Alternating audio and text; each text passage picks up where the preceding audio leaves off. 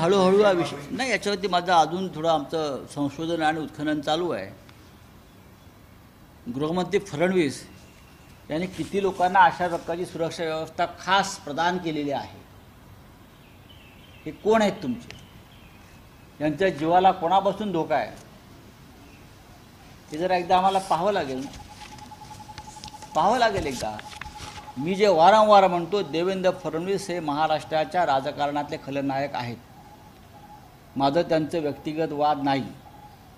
ज्या प्रकारचं राजकारण त्यांनी महाराष्ट्रात केलं आहे, महाराष्ट्र कलंकित केला, महाराष्ट्रामध्ये विषाचा प्रवाह निर्माण केला, हे राज्य त्यांना माफ करणार नाही. इतिहासामध्ये त्यांची नोंद खलनायक, कळीचा नारद म्हणूनच होईल.